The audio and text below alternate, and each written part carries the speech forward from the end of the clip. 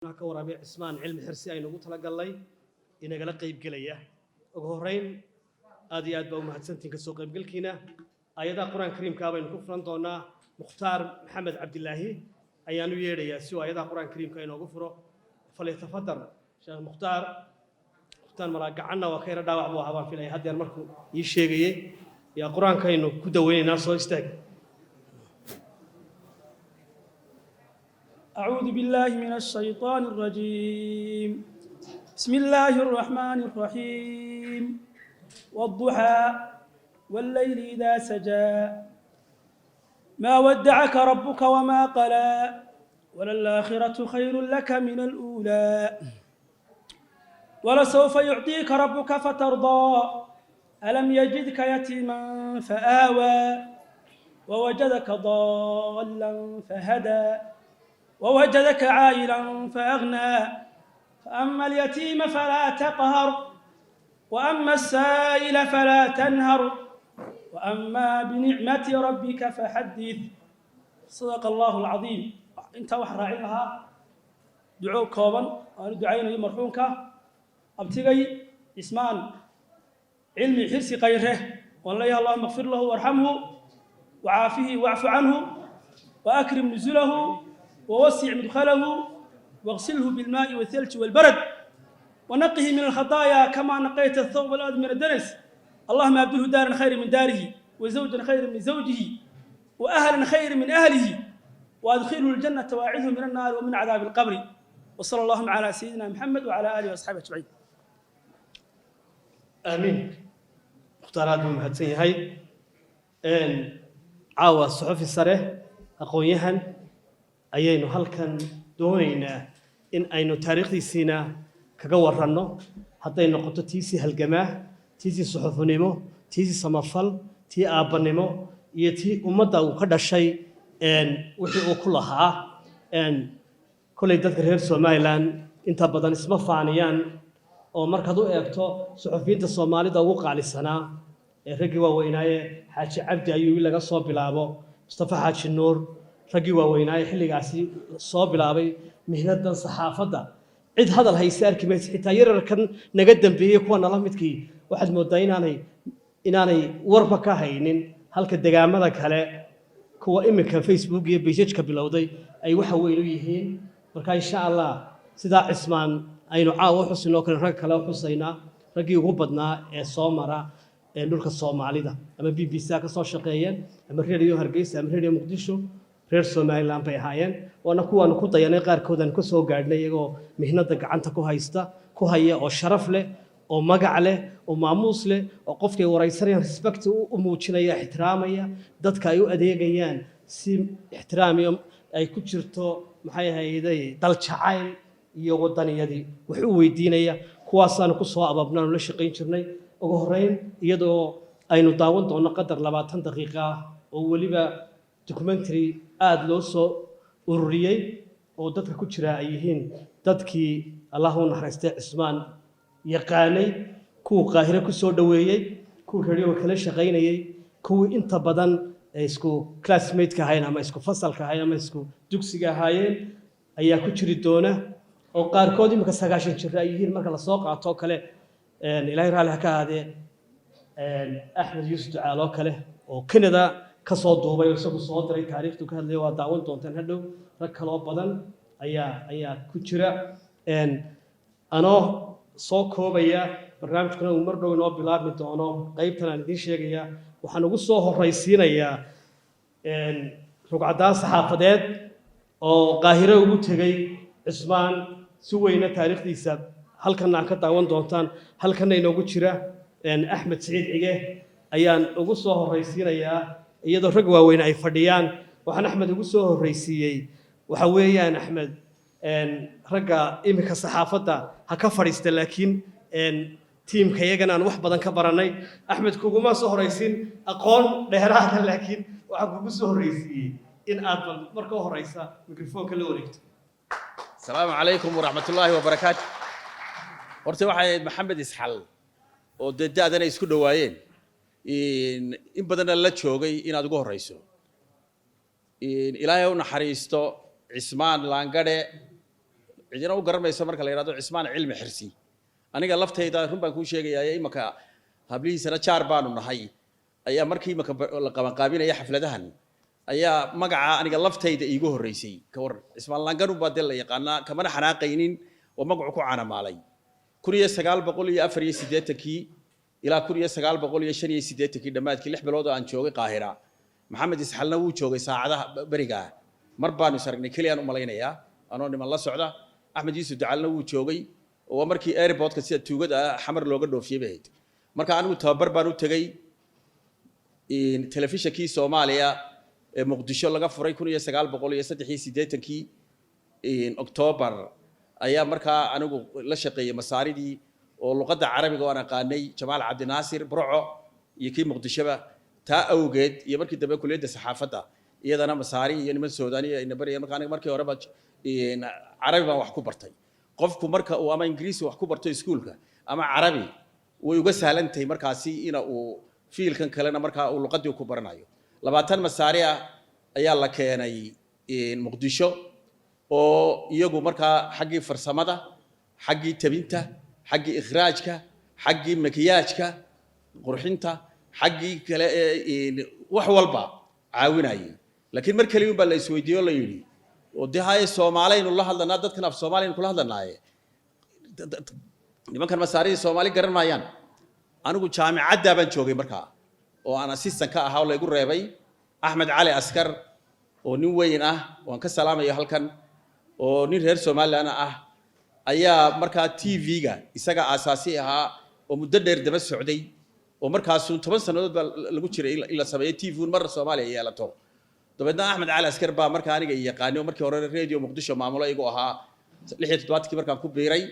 dabadeetana la foolo igu yimi la foolay ku taalay kulliyadda saxaafaddu gorgorta baanu galnay markaa waan la heshiiyay markaa in si part-time aan ula shaqeeyo oo masaaridana markaa de markay quraan wax la tarjumo oo haday program noqoto haday warkii ugu horeeyay noqotoba iyo tabintii ugu horeysay saasan markaa nasiib ugu helay markaa TV-ga ugu horeeyay Soomaaliya dabadeedna markaanu sanad joognay tababarnay dad kale ee Soomaalidii dadka Soomaalidu waa dad aad iyo aad xagga intelligence-kooda ay la wareegeen ayaa dadna aniga Masar TV-goodii aan tagay bishii November 1984 bahayd in daarta dheer way garanayaan dadkii Qaahiro tagay Masbiro la yiraahdo TV-gooda iyo idaacaddoodu ay ku taalo ayaanu halkaa markaa macad ku yaala oo sare oo diploma sare lagu qaato Afrika oo dhan iyo Carabba iyo Asia ba ay ku tababaraan masaaridu aad buu TV-goodu qawi u ahaa oo la yiraahdo markaa macadkaasi macad tadriib al-idaaciyiin al-afaariqa Ingiriisina waxa la yiraahdaa Training Institute for African Broadcasters qaybta Afrika waliba anglophone iyo francophone bay kala qaybiyaan qaybta markaa anglophone-ka ayaan markaa anigu nasiib u helay aniga rag badan oo kale iyo hablo kale oo Afrika ka yimi Cismaan ilaahay uu naxariisto waxaan isku baranay markaa idaacadda qaybta afka Soomaaliga ee Sawtul Arab min al-Qaahira ayuu ka ahaa maamule halkaasaan isku barano daartii baan imananayo mar walba marmarka qaar kood baan jaanis u helaynay marmar baan la galaa programmada oo ay wareysaan ama la tarjumaa ama warka akhriya ay ugu casuumaan saasaan isku baranay markii dambena gurigiisa dhowr jeer baan tagay xaajeediisa oo markaasuun aan filayo inay laba caruur u lahaa ma hubo oo Hargeysa markaasi ka timi imankana nasiib wanaag aanu jaarnahay oo isku sekada aanu nahay ayaan markaa halka isku baranay waqti adag bay hayd idaacadan markaa laanta afka Soomaaliga dadku aad uma yaqaaneen oo aad looma dhageysan jirin ruhantii sababtuna waxay tahay idaacad sida tan aanu ka shaqeynay baday regime dictatorial ahaa ayuunba xaggan Masar iska dictatorial bay dahayd oo dawladdu anigu markaa waxa haystay ninkii Xusni Mubaarak ka hor Jamaal Cabdi Naasir baa markaa idaacada aad looma dhageysanay laakiin waxa la furay markii dambe taariikhdeeda aanu baranaynay idaacadaha iyo wakaaladaha caalamka iyo 1956 dagaalkii caanka ah ee xarbul cudwaan sulasi la oran jiray ee Faransiiska iyo Ingiriiska iyo Israa'iil ay ku soo qaadeen Masar halka kinaal Suez la isku qabsaday halka ayay samaysteen laanta Soomaaliga markaas la sameeyay oo la arkay xagga geopoliticalka inay Soomaalina u baahan yihiin waa markan annagu aan ku garaadsanay ee la oran jiray Jamaal Cabdi Naasir ninkii la jahaada allow jabi marka laanta la sameeyay laanta marka waxaan ogaaday imaka Cismaan goor u tagay kole Maxamed iyo sheegi doono taariikhda hore iyo Xaamid iyo ayaa kole sheegi doona laakiin waxaan ogahay inuu goor hore tagay Masar dabadeetana 1957 taariikhdiisa markaan akhriyay habluhu soo bandhigeen ayuu ku biiray idaacaddana 56 baa la furayba idaacaddan midda kale waa idaacadda keentay laanta afka Soomaaliga ee BBC ay la furo 18 July 1957 sanad ka bacdi baa la furay sababtu waxay tahay Ingiriiskii iyo reer galbeedkii waxay u adkeysan waayeen dacaayadan Sawt al-Arab min al-Qaahira hadii jeer anagu waxaan maqli jiray Axmed Saciid la yiraahdo isku magac nahay oo Masriya ayaa nafta u keenay kole Xaamid baa sheegi doonee marka sanad ka bacdi baa idaacadda saameynta lahayd awgeed ayaa Soomaaliga ee la furay ayaa dadna BBC dana la furay Cismaan marka 1900 iyo sanad ka bacdi ayuu ku biiray sanad qoraalku arkay taariikhda ay soo bandhigeen habluhu nasiib wanaag 5 hablood buu ka tagay oo Ilaahay barakeeyay habluhu marba bay inamadaba ay dhaamaano anigu waxaan idhaahdaa markii dambe qaxootigu dhacay reerkii afar hablood reerkii leh inan ayuun baaba adiga ogo inanku meelahaas iska gelaya dabaddana waan soo maray Yurub waan soo maray marka Ilaahay hablaha u barakeeyay weeye jaarna waan nahay marka waa ku dadaalaya aabahood xusaya laakiin anigu waxaan ku dari lahayo kale marka uu dhinto waalidku ama se qofku amalkiisa oo dhamay uu go'aa saddex mooyi sadaqatun jaariya iyo masaajid oo kale loo dhiso iyo waladu saalix yad'u lahu marka quraanka uu akhriya u duceeya Cismaan waxaan ku soo gabagabeynayaa waqtiga aan tagay Masar 6 bilood baan joogay yaani waxa socday halkan SNM markay bilaabantay bay ahayd markay operationada ugu waaweyn fulisay bay ahayd marka aad iyo aad qof kasta oo ka yimaada Carabaha waan xusuustaa qof kasta oo ka taga oo ka baxsada rejiimka Qaahira la tagi jiray oo bila fiisa lagu gali jiray markii dambe Suuriya bedeshay oo way naga xidheen masaaridu marka Qaahira aad iyo aad wuxuu ahaa safiir banan ku tilmaami karaa oo lagu hiran jiray oo dadka oo dhan soo dhaweyn jiray oo ilaa marka uu qofku safaaradii tagayay iyo meel markii dambe UN waa ku furay meel walba dadkan Australia jooga iyo Europe jooga iyo Mareykan jooga hay'adda qaxootiga halkaas ayaa lagu hiran jiray marka nin lagu hirta ayuha ka imanaya tagaya caafimaad ka imanaya ma Soomaaliland oo kaliya hatta Soomaalida oo dhami marka nin aad iyo aad u raxmad badan buu ahaa Cismaan deyntaasaan anigu ka garanayaa raga kala faahfaahin doona waxay iyaga inaad ku horeyso anigu inta ayaan doonaa bishay madasheenan caawa munaasabadan aan ugu talagalnay inaan ku xusno Allah u naxariistee Ismaan Cilmi Xirsi oo loo garanogaa Ismaan Laangare qof kasta mansabka iyo maqaamka uu ku fadhiyo halkan caawa wasiiro agaasimayaal xildhibaano ehel asxaab aqoonyahan siyaasiyiin dhammaan waxaan idinku salaamayaa salaanta islaamka assalaamu calaykum waraxmatullaahi wabarakaatuh anigoo ku hadlaya magaca qoyska waxaan idinka mahad celinayaa waqtiga aad soo siiseen iyo ajiibida aad noo soo ajiibteen martiqaadkan idin fidinay aad iyo aad baad u mahadsantiin sida la idin sheegay Ismaan Cilmi Xirsi amba Ismaan Laangare waxa uu dhalay 4 hablood oo aan anigu ugu yarahay aad buu ugu faraxsanaa xoogna uu jeclaa markasta wuxuu oran jiray hablahaygu waxay yihiin furaha ama albaabka jannada ka gelayo marnaba kama murugsaneen ama kama warwarsaneen magaciisu inuu dabar ku doono markasta wuxuu oran jiray magacayga idinka karaameyn doona idinkana kor u qaadi doona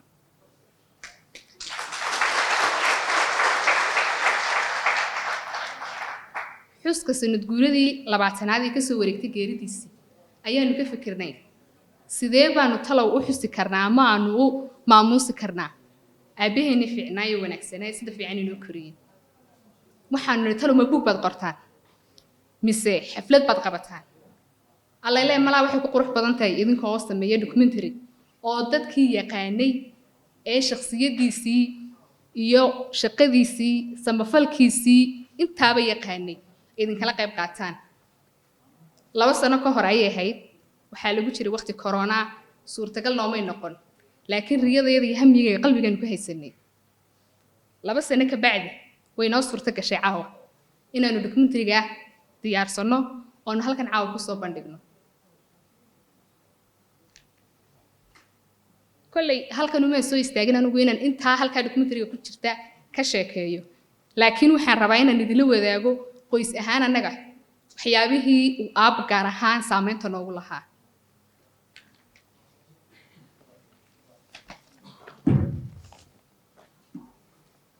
kun 979 annagoo qaahiro degan oo aad u yar ayuu aab xanuunsaday waxaa laga qalay wadnaha tiraba 2 jeer kabacdi wuxuu ahaa shakhsiyad cajiib oo markasta wuxuu ka fikiri jiray waxay kugu dhacayaan wax ilaahay kugu talagalay oo waxa weeyaan risaalad xagga ilaahay ka socota markiiba wuxuu go'aansaday inuu wadanka ku soo laabto oo uu Hargeysa nagu soo celiyo runtii anagu aad baan u yaryareen waxaana nagu ahayd oo aan adag oo aan oran jirnay halka la idinku wada talo waa halkee Allah u naxariistee marnaba isagu go'aankiisa kama warwarin manu ka soo jixin wuxuu yiri wadankii baanu ku laabanaynaa oo waxaynu tegaynaa dhulkeeni hooyo waqtiga shaqada uu ku jiray xataa shaqaalihiisi baa ku yiri ma tegine shaqadanu ka fududeynaynaa adigu aan ku aragno marmar noo kaalay laakiin isaga way ka gooneed wuxuu yiri may cimrigayga waxaa ka hadhay 2 sano 2daas sanana waxaan ku qaadan doonaa wadankayga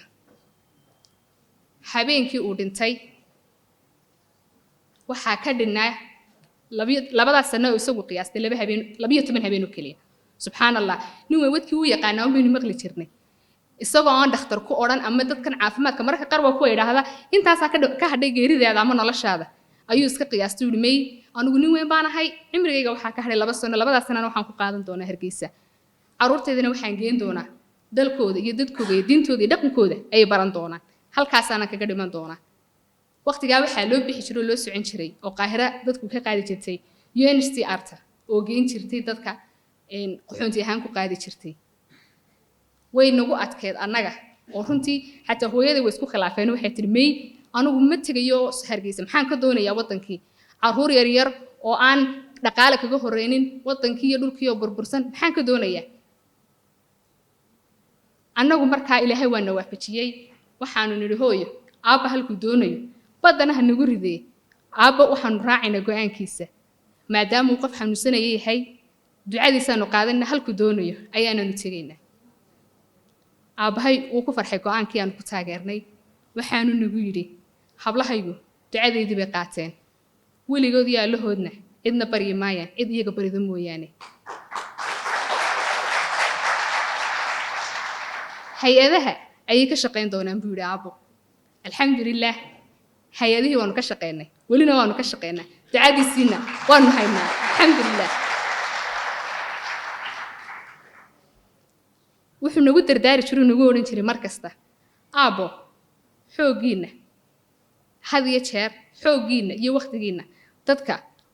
wax ku tara oo sadaqaysta ubadkiina iyo nafihiinaad ka heli doontiina wuxuu nagu odhan jiray risqa gacantiina ku jira sidoo aad ka garabkiina saarno u soo dago gacantiina ku jira waa inaad la baxdaan wuxuu nagu odhan jiray idfac ma fil jeeb yaatika ma fil ghaib Allahu naxariisto barbaarintiisii iyo hagintiisii toosintiisii waanta wax badan bay annaga noo tartay halkan baanu caawa ku joognaa aad iyo aad baan idinka mahad celinayna mar labaad iyo mar saddexaad waqtigiina aadna siiseen oo halkan nagula qayb qaadateen waxaan ku faraxsanahay in aad nala daawataan documentary ay ashkhaas isaga saameyn ku yeeshay ay ku jiraan aad iyo aad baad mahadsantihiin dhammaantiin wassalaamu calaykum waraxmatullahi wabarakaatu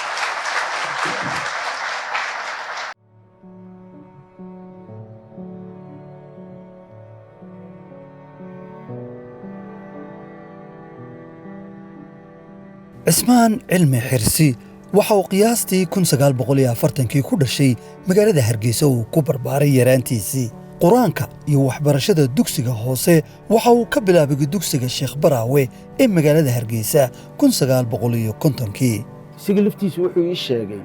in ka hor uu dhigan jiray malcaamadda Sheekh Cabdiraxmaan Baraawe oo ka soo horjeeda masaajidka Ibraahim Dheere imika ma jirto waa la baabiyey halkaas waxay dimi dirisid weyn oo caan ahayd oo dad fara badan 1957kii waxa uu deeq waxbarasho ka helay dalka Masar gaar ahaan caasimadda Qaahira halkaas oo ku sii watay waxbarashadiisii jaamacadeed wuxuuna dhigan jiray jaamacadda Qaahira kana bartay maamulka iyo maareynta ganacsiga markii ardayda la ahaa oo xagga la joogay wax waliba caadifada iyo aragtida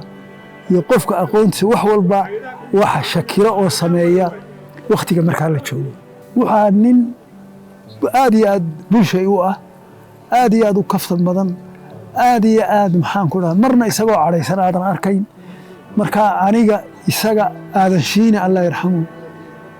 sarkaalkii SNM halkan aadan shiine waliba aadan shiine isagu si gaar ah u sii ahaayeen ay saaxiib u sii ahaayeen waqtigaas ay ahayd waqtiga iskaranayna waxaan oran karaa nin dadka caadiga ah ka muuq dheer buu ahaa sababta waxa weeye dabeecadiisa iyo dadla dhaqankiisa ahaa special qof special isla waqtigaa uu tagay Qaahira waxa uu ka howlgalay isla markaana uu shaqo ka bilaabay idaacaddii Qaahira laanteedii afka Soomaaliga waxa uu ka shaqaynayay idaacaddaas muddo gaadhaysa 40 sano waxa uu shaqada ka bilaabay wariye idaacadeed halka markii dambe uu ka noqday madaxa laanta af Soomaaliga ee Radio Qaahira ilaahay u naxariistay Cismaan cilmi xirsi oo Cismaan Langare loo yaqaanay wuxuu ahaa dee wariye weyn oo dee la yaqaanay oo idaacaddii laanta afka Soomaaliga ee Sawtul Arab min al-Qaahira raggii ugu horreeyay ka howlgalay ayuu ahaa idaacaddaasi waxaa la furay 1956kii sida taariikhda ku hayo Cismaan wuxuu ka howlgalay isagoo markaasi meesha u tagay Qaahira isagoo u tagay waxbarasho sidii waxbarasho fara badan ay siin jirto ka tagay Hargeysa Soomaaliland isagoo ka tagay ayuu 1957kii sida taariikhda ku hayo ayuu ka bilaabay shaqada anigoo sanadkan dhashay marka ilaahay u naxariisto nin weeriye weyn abu ahaa 1984 ilaa 86 6 bilood oo aan joogay Qaahira oo markaasi iskuul weyn oo diblooma laga qaato macahda oo la oran jiray macahad tadriib lidaaciina la faariqa Training Institute for African Broadcasters aan wax ku baranayay oo ku yaalay daarta Masbiro oo Bush House oo kale la mid ah laakiin oo idaacadaha iyo telefishinada la hadla dibadda iyo kuwa gudahaba ee Masar ay leedahay ay markaa ku yaaleen daartaasi oo laanta afka Soomaaliga ee Qaahira ay ku taalayaan isku baranay Cismaan cilmi waxa uu ku magac dheeraa Cismaan Langare waxa uu ahaa nin bulshaawe ah qof aad u dabeecad fiican karti badan Cismaan wuxuu ahaa nin dadka u gargaara oo deeqsiya Cismaan isaga oo shakhsiyad marmuuq ah oo community-ga halkaa degan oo arday u badnaa ka dhex muuqda ayaan ugu tegey si dhaqsaaba waan isu baranay waayo nin muuqda buu ahaa idaacadda Qaahira laanta af Soomaaliga ayuu kooxda waliba gaar ahaan laanta af Soomaaliga ka hadasha ayuu isagu madax u ahaa naadiga ayaanu isku barannay ka bacdi goobo fara badan oo gurigiisu ka mid yahay oo arday isugu timi ama la isugu yimi ayaanu isku sii barannay gaar ahaan xafladaha loo qabto maalinta qaranka Soomaaliya 26 Juun iyo 1 Luulyo maalmahaasoo Qaahira xaflad lagu samayn jiray baanu isugu iman jiray iyo community oo dhammi marka shakhsiyad ka muuqata buu mar walba ahaa Cismaan wuxuu ahaa nin isagoo waagaan dhalinyaro ahaa aniga iyo ardayda kale intii ila dahayd wuu naga weynaa laakiin haddana nin dhalinyaro ahaa haddana wuxuu ahaa nin dhaqan odaytiinnimo leh oo odaya buu ahaa aad baan u xusuustaa jaanibkaana uga xusuustaa shakhsiyaddiisii wuxuu ahaa nin muxuu ahaa ardayda oo dhan si ballaadhan xidhiidh ula leh oo aad social u ah ayuu ahaa ilaahay ha u naxariisto adeer cismaan runtii magaalada qaahira ayaan ku bartay intaan high schoolkii ku soo dhameeyey sacuudi arabiya ayaan qaahira iyo masar damca inaan jaamacadda ka galo dabeetana allah naxariista aabbahay baa yidhi ninkaasaan saaxiib ahayn xaaji cismaan ayaa warqad kugu qoraya warqad buu igu qoray xitaa halkuu deganaa alcajuuza ayay ahayd 750 buu ahaa tolo gurigu meelaha shaaric doctor shaahiin haddaanan khaldanayn ayaa dabeetana warqaddaasuu igu qoray dabeetana magaaladan soo degay hodheel baan degay waan la hadlay aad buu ii soo dhaweeyey aabbuu saaxiibtinimadiisii buu iga sheekeeyey maxaad u baahantay dalka ku keenay jaamacad baan doonayaa safaaraddii buu hawlihii igala shaqeeyey guriga hortii dejiyey hodheelka iskaga soo bax buu igu yidhi xaafadaan ka fogeyn oo du'i la yidhaahda buu guriga kareeyey waxa weeyaan jaamacaddii buu hawsheedii ila galay sidii loo dalban lahaa sidii safaaradda hawlaha looga soo dhammaysan lahaa dadkii guriga ila karaysan lahaa adeer cismaan in aad u qiimo badan buu ahaa abaay wuxuu ii sheegay allah yarxamo inuu yahay nin great mana oo dadka jecel oo dadkoo dhani ay ku soo hirtaan oo ah yani qofka keliyata ee haddii qofka uu qaahiraba tago cismaanagara soomaalida waxaan u malaynaya inuu ahaa sida haramkoo kale yani meel dee wax ay ku soo hirtaan oo kale ayuu ahaa cismaan waxa uu guursaday 1979kii marwe caashe maxamuud xasan oo u dhashay 4 hablood cismaan waxaan ugu tegay qaahira isagoo caashe cabdi cismaanba ay yihiin qoys da'yar intii caruurta dhashana waan joogay haddaan taariikh cismaan ka soo taabto cismaan wuxuu ahaa qof soomaali oo dhan safiro ah mas-uula qof kastoo soomaaliya oo waxbarasho u baahan caafimaad u baahan guri u baahan dalka wax dacwadii masar ka yimaadaan odaygeyga aqoon-yahankeyga iyuu ahaa cismaan waxa uu ahaa qof ku suntan halgankii hubaysnaa ee snm ee dalka lagu xoreeyey waxa uu ka mid ahaa raggii abaabalka ugu jiray halganka ee wakhtigaas ku sugnaa qaahira cismaan wuxuu ka mid ahaa dadkii markii inqilaabku dhacay 69kiiba noqday mucaaridka ee qaahira deganaa wuxuu ka mid ahaa cismaan dadkii aasaasay jabhadii ka bilaabatay gobolka gabiley ee la odhan jiray afraad 1977kii ee haddana isku bedeshay snm markii dambena isku bedeshay somalilan ee maanta jamhuuriyadda somalilan aasaaskeyga ahayd ayuu ka mid noqday cismaan waxay kaloos fareen ahaan jireen allooxis labadoodaba adeerkay oo ahaa se cali warsamo booq oo reer abudabi ahaa mar kasta ay xidhi lahaayeen cismaan anagu waxaanu ahayn marka la eego xaqada saaxiib baanu ahayn aada u sheekaysan jiray markiis raaci jirnay tallaabooyinka intaan joog aan ku xusuusto cismaan waxaa ka mid a maalintii la mastaafuriyey inamadii 5 saraakiisha ahaa cismaan wuxuu ahaa ninkii hogaaminayey mudaaharaadkii aan ku sameynaynay xafiiska un ku leeyahay magaalada qaahira khaasatan xaafadda la yidhaaho garden city halkaa anagoo joognaa ayaa waxaa soo baxay ninkii ku-xigeenka ahaa xafiiska oo ahaa faransiis cismaan buu wuxuu ku yidhi dadka meesha ka kaxee aan wada hadalno cismaan guddi buu u saaray isagoo hogaaminayo guddidaasoo 7 ka koobnayd anaa ka mid ahaa go-aankii la gaadhay waxaa ka mid ahaa cismaan in ardaydii la qaaday ay un-ka daba tagaan si aanay siyaad bare gacantiisa ugu dhiban waxaa ka mid ahaa maxaan xustaa magacyadooda nin halkan jooga oo la idhaaho cabdiwahaab xaaji xasan waxaa ka mid ahaa axmed yaasiin 5 bay inamadu ahaayeen 5tii midna wax lama yeelin cismaanna wuxuu ahaa dadkii ka shaqeeyey nabadgelyadooda ilaa wuxuu gaarsiiyey wasiirka arrimaha dibadda ama shubal kharij loo jiray busl qaali oo arrinkaa ka hadlay wuxuu warqad qoray wasiirka arrimaha gudaha masar oo loo saki badri uu yidhi arrinkaasi idinkaa ka mas-uula wasiiraduna waxay ku soo qoreen saxaafadda masaarida oo ka mid ahayd waxaa saxaafad la odhan jiray masaa oo galab soo bixi jirtay waxaan kaloo cismaan ka xusuustaa siyaad bari markuu yimid ee dagaalka socday waqooyi la burburinayay yimid qaahira waxay ahayd 88kii cismaan waxaa ninkii isagoo ku hadlaya siyaad bare lagu casuumay qasrul malikul faaruuq u tegay ee ku yidhi si toosa dadkanaad burburinayso ee dagaalka garaacayso waxay galabsamay jiro sababtu maxay tahay ee toos la hadlay ee mura dheer ka dhacay buu ahaa cismaan waxaa nin xabka gaban oo waxyaalo badan soo qabtay markii dadka ay soo jabeen ay soo qaxeen ee qaahire laga dhoofayey qof kastoo la qabsado oo boolisku qabsado ama jeel gala ama saliin boolis la geeyey cismaan saaka daba tegi jiray waxaan garanayaa in badan u raacay anigu isagoo ka soo daayey oo qaar maanta ay joogaan Hargeysa London ay joogaan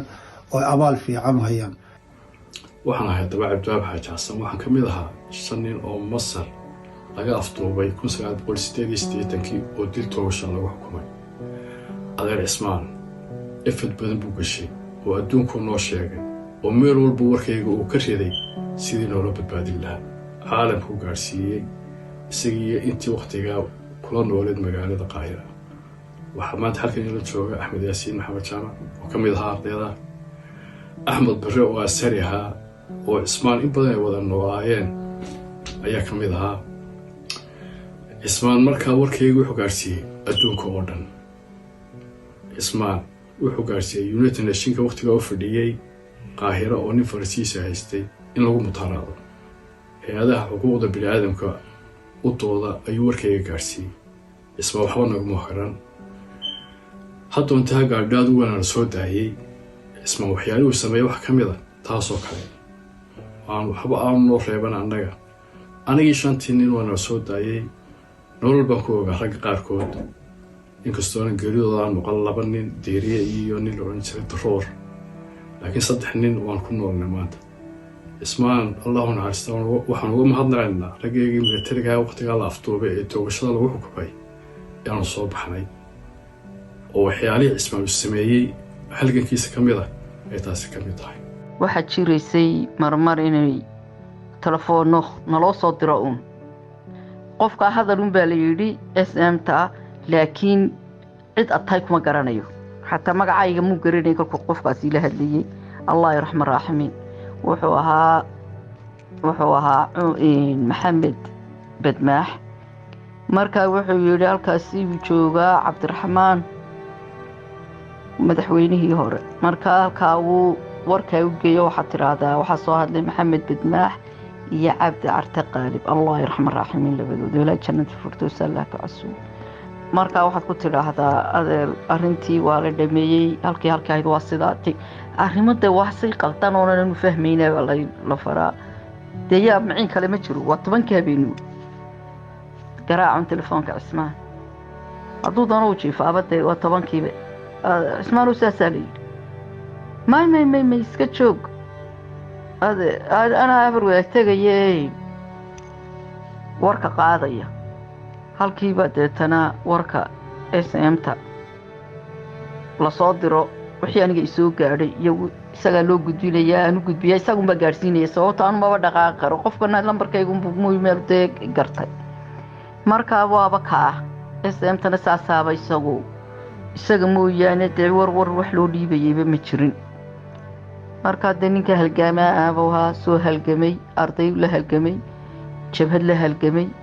dhakhtaradii la halgamay wixii bukay markii dagaalku ka dhacay 1988 dalka dadweyne tiro badan oo ka soo qaxay dagaalkii oo maati ahaa ayaa soo gaaray dalka Masar Cismaan wuxuu ka mid ahaa raggii u kacay maatidaas ee ku soo dhaweeyay Qaahira isla markaana uu adeegi jiray warkii dambe waxa yimid oo garanaya bariya 1982 baan u maleynaya niman madax ah oo Axmed Yuusuf Jacaaliya ka mid yahay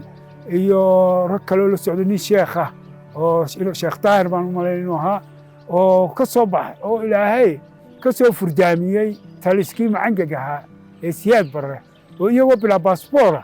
ayay kaga soo baxeen Muqdisho oo diyaaradii soo raacay waxyaabaha mucjisooyinka ka mid ahay markaa waxay warkay yimaadeen Masar طبعا دولتي مصرتي يوم ما كمي أتكيل لكن عثمان وحنا هذا كي كقيب قلي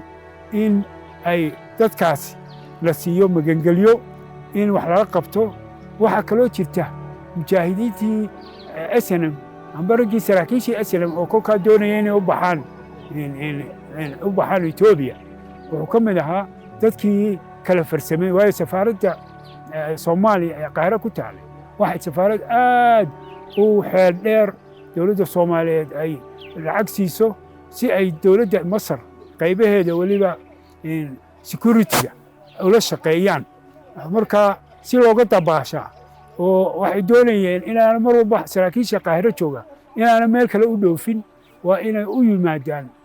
yimaadaan oo la soo celiyaa oo Soomaaliya lagu soo celiyaa dhowr dhacdo baa jirta oo xitaa rag ay ka shakiyeen safaaraddu tiraha nala soo qabto oo kuwa hal la geeyo lagu celiyo xamar marka Cismaan wuxuu ka mid ahaa dadkii ka howlgalay inaan la celin oo xaggii xuquuqul insaanka United Nations iyo dawladahan xuquuqul insaanka inay pressure saaraan dawladda Masar inaanay celin marka taara qayb libaax buu ka qaatay cid walba oo maaragtay waliba halka ka tagaysa wuxuu ahaa sir meesha laga duulo cidda maaragtay tilmaamaysa cidda kale maaragtay safaaradda ka qarinaysa cidda meelaha ay marayaan marka taana halgan dheer iyo wuxuu ka galay runtii shaqo fiican buu ka qabtay marka waxaad oran kartaa xaggii dadnimada xaggii halganka xaggii aqoonta xaggii maaragtay meelo badan ayuu runtii wuxuu ayuu buuxin jiray waana yar tahay qof sidaas oo kale in la helo addoon ilaahay dadka u diray buu noqday wixii caafimaad u yimaada ee amba Soomaali ka yimaada dalalkeeda qaybaheeda kala duwan amba dalalka carabta isagaa garwadeen waxay ku soo degi jireen qofkii dhakhtar doonayay dhakhtarku geyn jiray qofkii iskuul doonayay amba waxbarasho jaamacadeed amba maxad halkuu doonayay ayuu geyn jiray qofkii dalxiis u yimaada wuu caawin jiray gurigiisu guri martiyeed ayuu ahaa xaaskiisuna oo inaagtidii ahaydna kamay daali jirin dadka inay soo dhoweyso gurigiisu guri martiyeed ayuu ahaa nin ilaahay dadka u diray buu ahaa markii dambe uu magaaladii ka mid noqday dadka degan gaari buu iibsaday gaariga waxaa wadi jiray nin masir oo la odhan jiray cam Mustafa inantiisa rasha waxay ii sheegtay cam Mustafa inuu geeriyooday ilaahayna ha jannaha ka waarabiyo ninkaasaa dadka qaadi jiray oo odhan jiray qof waliba halkuu doonayo markii aynu xaaji daahir geynayn ha jannadaha ka waraabiya qaahiro caafimaad u geynay ninkiina soo dhoweeyey isaguu ahaa guriga noo kareeyey hudheelkana geeyey hudheelka noo kareeyey dhakhtarkaanu sheekha geynaynay mustashfى salaamna geeyey oo qaahiro dibaddeeda magaalo almacaadi la yidhaah intii aanu joognay isaga gacanta nagu hayey cismaan waxa uu dib ugu soo laabtay Somaliland gaar ahaan magaalada Hargeysa 3 Noofambar 1998 markii uu ka soo howlgabay shaqadii Radio Qaahira cismaan wuxuu ahaa aabbihii ardayda aabbihii dhalinyarada aabbihii islaamihii dumarkii oo dhan single mothers la sheegayo waxaan ka soo bilownay Qaahira waayo odayadii oo dhan intay halkaa dadkii la wada keenaa laga wada tegey kabacdina deeqo meel laga shaqaysanayay bay noqon weydo waa loo wada shaqo tegey islaamiyiina waxaa la caruurta halkaa ku haya intii islaan haydna wuxuu noqday caruurtoodii aabbo ku iskuul laga soo oriyo ku iskuul la geeyo ku aqal loo kireeyo ku dhakhtar la geeyo ku ciqaamad loo sameeyo intaba isagunbaa la daba cararayay aniga runtii noloshayda maalin u baahnaa xaqiiqatan ayuu meel weyn garab istaagay ilaahay subxaanahu wa tacaala waxaan uga baryaa jannatu firdaws taala inuu ilaahay jalla wacala ka waraabiyo dadka isagoo ahaa runtii ummadeenna aad bay ugu yaraayeen isagoo dalkiisii maaragtay aan loo abaan celinin waxyaalo fara badan oo ummadda u qabtay intii soo maraysay qof walba wax la qabanayo keliya hadday maanta haddii uu noolaan lahaa yacni wax badan bay ayay la qaban lahay laakiin maanta way naga hooseeyaa إلهي سبحانه وتعالى وحنا قبل جنة الفردوس تعالى إن الله نرتك حرية جنة كورابية آخر ذي آخر ونفس الله جل وعلا إنه كردقه عثمان وحو أها الله يرحم أيضا بين لي شيء من قفت كوردني اسميهين يعني قفت كوردني اسميهين وحقف قلبي في عن فرفرا مو أهين قف سلوين مو أهين قف سلويني ده مو أقول قف ير يقفون بس يبي لك في تمشي qabyaaladana muu aqoon Soomaalidu isku mid baahay Cismaan wuxuu ahaa nin ilaahay dadka u soo diray dadka halkaa deganaa u marayn maayo nin dalalka Carabeed ka yimid amba haween dalalka Carabeed ka timid amba qoys ka yimid oo u baahday oo aanu kaalmaynin inuu joogo u marayn maayo gurigiisuna saashay guri martiyeed buu ahaa Cismaan reer Qaahirana iloobi maayaan dadkii u tegi jiray ee uu caawin jiray iloobi maayaan ka yimid wajeer ka jigjiga ka yimid ka Hargeysa ka tegey ka Jabuuti ka yimid soo mid bay ahaayeen Soomaalida uu kala soo jiray akhwaan wanaagsan oo qalbi furan oo weji furan irid furan lama galay weji furan baa la galabay Soomaaliya tiraahdaa ayuu ahaa waxaan ku soo koobayaa horta maanta inaan u duceeyo in Ilaahay jannatul firdaws ka waraabiyo khayr ka siiyo waxa hawlaha badan oo qabtay ee wadankiisa uu qabtay oo dadka uu qabtay oo dalkoo dhan uu qabtay wadankiisa gaar ahaan Soomaaliland iyo raggan badan ee imika maanta madaxda mid aan wax la qaban way yartahay mar walba qaahiro la yimaada waa noqon jiray cidda la soo maro marka sidaa ayaa Ilaahay waxaan uga baryaa inuu jannatul firdaws ka waraabiyo cismaan cilmi xirsi waxa uu ku geeriyooday magaalada Hargeysa 20kii Oktoobar 2000 Allah u naxariistee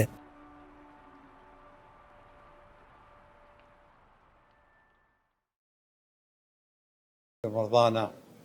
وانصرنا ولا تنصر علينا وسلامتهن حقيقة مناسبتنا إن سوق النمد أنا عثمان الله يرحمه فاميلي هم مع أصحابه هن وأبهي يولال كيسي ولا يكون شوي أي أصحابها قاهرنا سببت أمتجي وهاي سنة صدحات من سكندرية كويلها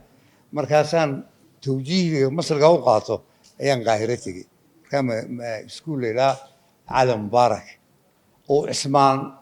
كتيري أيام محكان كلاي لقي سنة الصلاحات لأن أساسا قاطي شهادة توجيه قاعد مركان عثمان يعني فندمنتال رول بنقول شيء ذا أنيقا أيوة كلها وأنا سيدي كشيء كينيا هذه لا إله له جانب أيني سومالي إنتي سبدني أوين horta Cismaan wuxuu ahaa nin bulshaawi ah wuxuu ahaa nin dadku inuu wada jiro naf dadku oo kaliya xataa afkaarta siyaasiga ee dadku ay kala qabaan nin wadaadada ay isfahmayaan oo shuuciyiinta ay isfahmayaan oo ishtiraakiyiinta ay isfahmayaan oo intaba maxaan ku raadayay ay inuu wada jiraan ayuu ahaa marxaladda iyada ee qaahira anu waxaan qaahira tagay جون 8 كم يسقال بقول يسدح يلحدنكي مرحلة إنه واحد مرحلة دي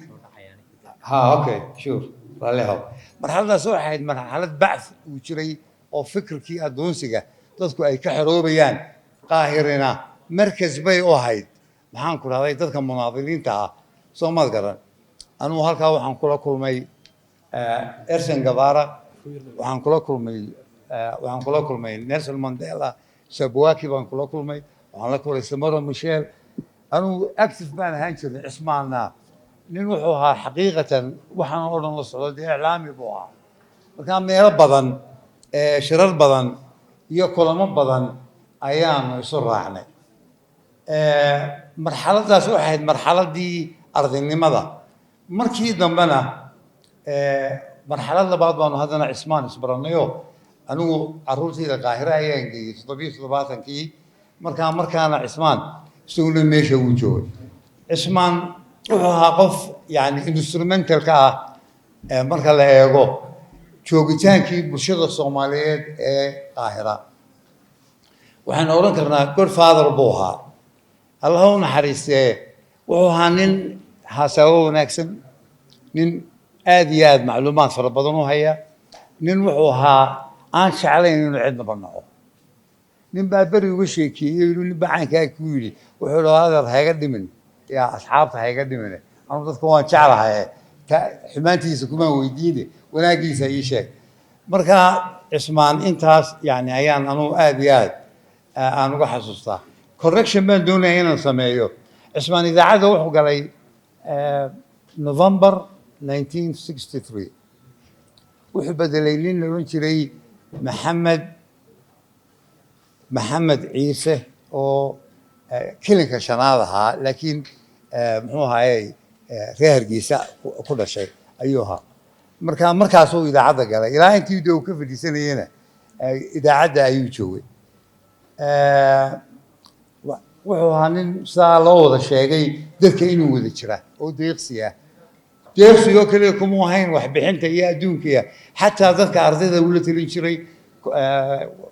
كوتا معدا وحكيت آد بو تاجر شري وكور هيل شري records-kooda iyo sida wax u bartaan marka xaqiiqatan wuxuu ahaa nin aad iyo aad qiimo u leh ilaahay isagana naxariista ha siiyo qaar kale oo isaga lamidana ilaahay ummadeenna ha siiyo midda kale aan doonay inaan idiin sheego cismaan wuxuu ahaa nin soomaaliya macna alkelima xagaana yani saa uu sheegaya axmed yuusuf ducaale ka wajeer iyo ka jabuuti iyo ka herer ka yimid iyo ka balaayo kale ka yimid intaba inbuu u wada jiray waad ogsoontihiin waxaan soomaalinimadu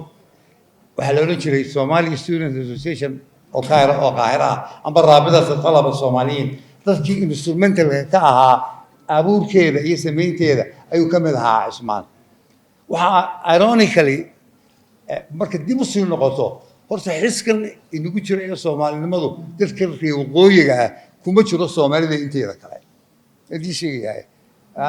kuma jiro dadka waxaan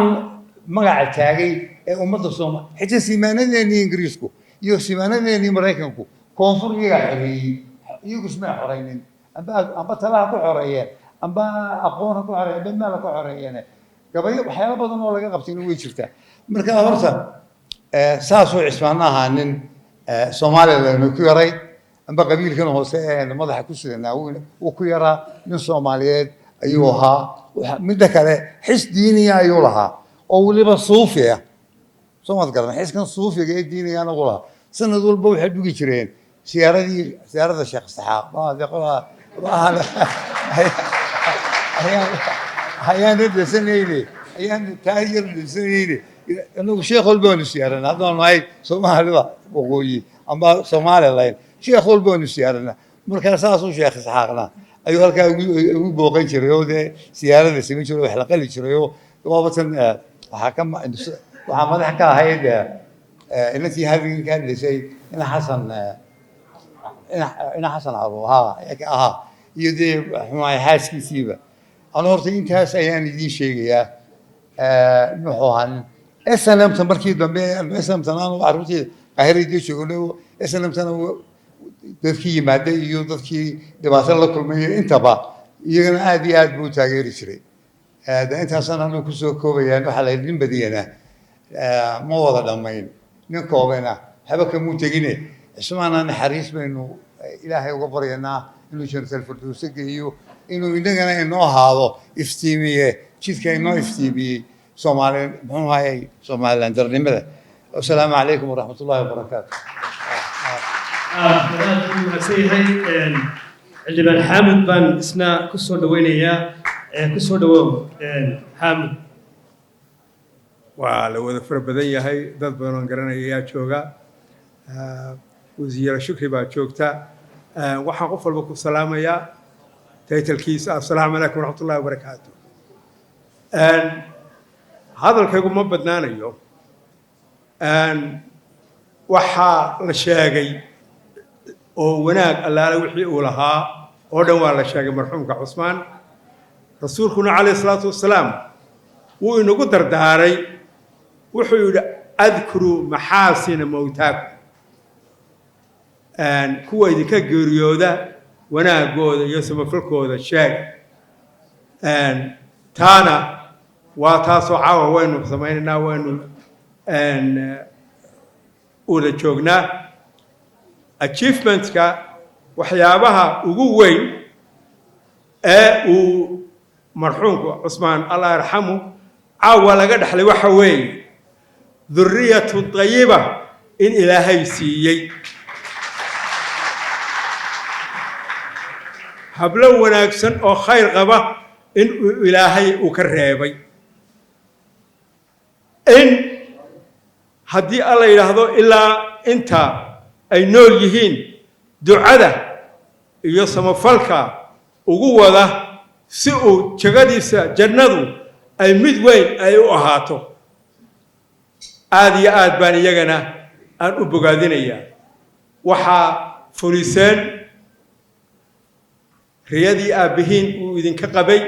ay ahayd magacayga kor u qaadi doontaan waana u qaadeen insha allahu tacaala waana idin u qaadi doontaan haddii alla yidhaahdo wax kale oo aniga iminka ii harsan ma jirto laba kelmadood oo keliya weeye cusmaan wuxuu ahaa rajulu shacb dadweynaha nin leebuu ahaa wali shacb oo u adeegana u adeegayana ayuu ahaa a man of the people for the people cusmaan kaasuu ahaa ilaahay jannada sidii horeba loogu duceeyey ha ka waraabiyo meel wanaagsan inshaa allahu tacaala ubadkiisa iyo duuradda iyo habluhu wixii ay dhalaan ee duuraddiisa ana ilaahay ha barakeeyo naxariista jannada ilaahay ha ugu deeqo wasalaamu calaykum waraxmatullahi wabarakaatu waynu soo gaagaabinaynaa hadalka martisharaf kale oo aynu casunnay oo iyana hawlo kala yeesho iminka inagu soo aadanna way jiraan madaxdii qaranka oo hormood ay ka tahay wasiirka deegaanka iyo isbeddelka cimilada marwe shukri xaaji ismaaciil maxamuud iyana waa mahadnaqaynaa iyo madaxda kale ee ka soo qayb gashay oo guddoomiyaha hay-adda shaqaalaha dowladda iyo guddoomiyaha hay-adda raashinka iyo kaydka qaranka agaasimaha guud ee wasaaradda ganacsiga iyo madaxda kale iminka waxaan u yeedhayaa xildhibaan bahda saxaafaddana noogu jira golaha wakiilada waxa weeyaan maxamed xuseen jaamac waa raambo kusoo dhawow maxamed maadaama cismaan bahda saxaafadda uu aabbiyo odayba u ahaa بسم الله الرحمن الرحيم الحمد لله رب العالمين السلام عليكم ورحمة الله وبركاته إلهي وحن تنبدافو الدنيا مرحوم عثمان علم حرسي عثمان لانكره إلهي وحن نقبر يا أبالك ومدي سوق لي إنه أشري حسنات وسيو وتنبدافو جنة الفردوس أنا كورابيو أنا وأقول ما لين عثمان علم حرسي عثمان لانكره لكن وحا أقول يقفلن أنت هاي شديد محمد سحالي وحامد وأحمد سعيدة يا تاريخ ده هلقنا كشديد أحمد يستعارية كورمان waxaana ka faa'iiday laba wax marka koobaad saxafigu kaliya ta shaqadiisu inaan ahayn inuu wargudbiyey inuu yahay samafale in la fahmo saxaafaduna tahay ka faa'iidaysato sawir kastoo marxuum Cismaan kamid oo halka aynu ka daawanay u dhow la cadeynay taasina waxay muujinaysay inuu qalbigiisu ilaahay u naxariistay furnaa anu waxaan ku faraxsanahay inaan afartiisa hablood mid kamid ah raasha Cismaan cilmi xirsi aan isku fasal noqonay raashiyadoo Masar ka timid ayay noogu timid dugsiga sare Faarax Omar iyadoo yar oo kelmad af Soomaaliya garanay tabaadna markii fasalkii la yimid annagu markaas waxa laga soo daway taasadii lagu fadhiisan jiro miisaan iyo kuraasi lagu fadhiisto ayaa la bilaabay macallimiin masaari ah ayaa markaa iskuulka ku soo biirtay oo marxuum cigaal iyo Axmed Istucaalo wasiirka waxbarashadii ay dowladda Masar noogu deeqday macallimiintii ardayda Faarax Omar oo isfahmi lahayd waxyaabo isku fahmi lahayd waxa kamid ah arday wiilo oo Faarax Omar dhigta oo shaarka surwaalka hoosta soo mari jiray muu jirnay arday walba shaarka dusha soo mari jiray macallimiintii masaarida hanu way fahmi waayeen way nugu yeeri jireen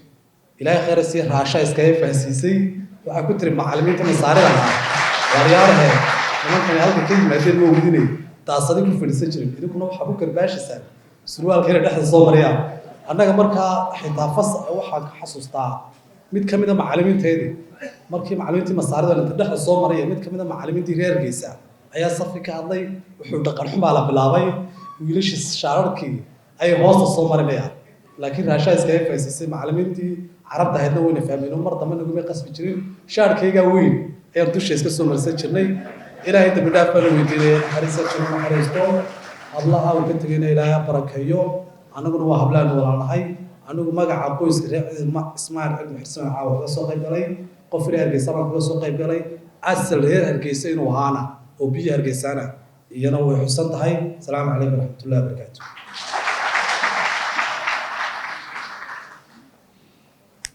محمد آدم محسن xildhibaan maxamed waa dhalinyaradii aanu dee saxaafaddana isu soo kornay burco isagaana rag baanu aroos baa burco ka dhacayay nin kayse axmed gaalo imika telefishinka saabka dabeeto halkaa waxaan ka baxaynay timacadda hortiisu ista jamhuuriyu ahaa markaasuu war heello raggii way wada tageen adla wadiga khibradaadii qaaday gaadhiga ku diyaar yahay meesha burco hore umaan arage talo maxaa ka soo socon doonaa waxaan ku marka tagto un baad arki doontaa inay magaaladii xorriyadda iyo magaaladii halganka tahay marka ninkii horreeya burcageeyey baan ahaa maxamed xildhibaanka soo tusa maalintoo dhan baan ku weeraysanay waddooyin bilo rafle iyo ay sameeyeen baan habeenkii iyo maalintii ku noqnoqonaynay maxamed halkaa uu ka hadlay suxufiga cismaan inuu aqoon-yahan ahaa sidaa maxamed iyo sheegeenna iyo axmed siciigayana uu u tegay habka maamulka iyo maaraynta iminka dhammaan suxufiyiintii aan ku dayanaynay ee waaweynaayoo dhammi may ahayn mihnadooda koowaad saxaafadda xaaji cabdi ayuub maxamed xaashi cabdi xuseen maxamed bulaale dakharre oo ninkii isagu maxamed xaaji ibraahim cigaal weydiiyey xilliga xorriyadda la siinay b b c raggii ugu horreeyay ahaa saleebaan awdaahir afqarshe cismaan kaahin mijir qaadi weli xaaji cali caynaba cabdikariin xaaji ducaale axmed cali askar maxamuud cabdi cali ducaale maxamuud sheekh axmed dalmar aadan nuux dhuule yaasiin xaaji ismaaciil jirde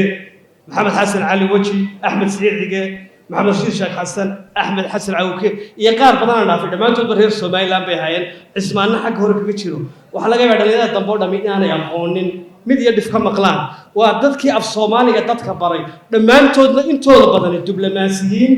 iyo bay ahaayeen politician iyo maamul bay ahaayeen saxaafaddu waxay u ahayd un hobby iyo mihnad marka inuu qofka suxufiga ahi uu mihnado kale iyo aqoon kale uu leeyahay oo uu ummadda wax u gudbin karo ayay raggani tusi jireen dadka oo waxay ka soo baxeen camuud sheekh iyo dugsiyada noocaasa si ummadooda ay wax u baraan iminka kamarad baa islaan u soo iibinaysaa inaan komsay subaxii dhan kugu xiijinaysaa waa suxufiya ii shaqo geli maxaan shaqo geliyaa berri dadka isqabsanayaan wax badan ba garan maaye waa sababta iminka mihnadayadii saxaafaddu ay u noqotay wax gidaarka lagaga soo baxo oo dhibtan haysatay ka mid tahay in yar baa maxay ahayd ama mihnadii digrii haysata ama maxay ahayd master haysata digrii iyo master baan qaatay oo saxaafadda haddana ay arko digrii iyo master baan qaatay ay alla kooyinka digrii iyo master baan wadaayo waxaan isleeyahay maalin dhowaad iskaga leexad waatan carruurtii idinku soo kubaatay see idin soo duceysay intii loo dhawarkii hele muxuu yidhi marka cismaan ilaahay raalli ha ka ahaado tub toosan arday badan baa habeen saddexaad baan barnaamijkan sii daayay saan t v halkaasoo imkaan guddoomiye ka ahay malaa ilaa 200 qof oo koonfur badan iyo kiilka shanaad bay la soo hadlay waar cismaan waan xusuusanaa qaahira annagoo ardaya musaan oo sameeyey waar annagu saanageeyey waar gaadhigiisu subax walba la ku qaadi jiray iska daa hawlaha kale waa dadkii gobollada kala joogay marka qofku marka uu sadaqa sameeyo marka uu maxay samafal sameeyo sadaqa ay noqonaysaa markan waxaan ku soo dhaweyn doonaa oo aan kelmad siin doonaa iyadoo mas-uuliyiintu u dambayn doonto cabdikariin diiriye ayaan ku soo dhaweynayaa wuxuu ka mid ahaa ardaydii qaahira ka aflaxday ee wax ka baratay ee weliba marxuum cismaanna uu soo gacan qabtay ku soo dhawa cabdikariin diiriye waxaan ka mid ahaa ardaydii markaa wax ka baranaysay masar jaamacadda iskandariya qaybta beeraha ayaan markaa waqtiga hore ka soo baxay aydiyadii aakhirkeedii markii dambena cismaan allah u naxariistee jaar baan ahayno shaarica wuxuu deganaa itiniino 50 shaaric dictor shaahiin oo caguuso meel la yidhaahdo ku yaalay labadayda gurwey sii kala jeedeen in fara badanna de waan aqaanay horta waxaan ku raacayaa dhammaan wixii laga sheegay oo dhan inay dee wax jira ay tahay nabigeennuna wuxuu inoo sheegay dadka ka ugu fiican inuu yahay anfacahum lilnaas qofka dadka waxtarka ugu fara badan sameeya inuu yahay qofka ugu wanaagsan laba shaqo isku hayay shaqadiisii saxaafadda iyo shaqadii kale waxtarka uu dadku markaa waxtarayay taasi waa aynu ka faa'iidaysanaynaa dhammaanteen saxafiyiin baad u badan tihiin inaad qaybta waxtarkana dee lagu daro qofku markaasay soo baxaysaa dee wuxuu yahay waxa kale oo aynu dhammaanteen ka baran doonaa dadka fara badan ee hore ee saxaafadda ka soo qaybgala ee taariikhda qaar fara badan ay fadhiyaan inta iyagana la howriyo dee taariikhdooda laga faa'iidaysto oo jiilasha dambe ay ka faa'iidaystaan cismaan waxaan oran karaa wuxuu ahaa dee geed damala oo lagu soo hirto gaadhigiisa dadka wuu ku qaadi jiray dadka wuu caawin jiray kala doorashada jaamacadaha iyo gobollada wuu naga caawin jiray waxtar fara badan oo aanan koobi karin buu dadka u qaban jiray wuxuu ahaa un safiira ay dowlada soo magacaabay haddaan soo koobo oo dadka aada iyo aada ugu dadaala waxa kale oo uu ahaa qof aada u furfuran oo bulshaawiya oo dad dhexgal leh anu maba arag dadka cismaan oo cadhaysanba maan arag intii aan joognay intii hawlo fara badanna way lasoo dhex mareen waqtiyadii halganka ahayd qayb fara badan baa lasoo dhex maray dee laba gurin baa horta xoog laysku yimi jiro maxamed isxaaq guri weyn uu lahaa oo had iyo jeer marka wararka dagaaladii halkan ay ka socdeen iyo xaggaasi xiiso fara badan loo qabay aad baa laysku yimi jiray iyo gurigaa maaragtay ismaan la garay waxaan leeyahay hablihii uu dhalay iyo hooyadooda caasho halkan joogtana dee waan u hambaleynayaa duca gaarana waxaa sidii loo duceeyey waxaan ugu duceynaya ilaahay inuu naxariista janna uu ka waraabiyo hablo fiican ayuu dhalay oo kor u soo qaaday maaragta magaciisii dhammaanteedna dee saasaan kaga baxaya hadalka fara badan dee looga baahno wasalaamu calaykum waraxmatullahi aad u mahadsan cabdikariim maxamuud diiriye markan qolada maxayda mas-uuliyiinteena la joogtaan gudageli doonaa waxaan u yeedhayaa afhayeenka xisbiga kulmiye cabdirasaaq buuni ku soo dhawow cabdinaasir baan leeyahay cafwan cabdinaasir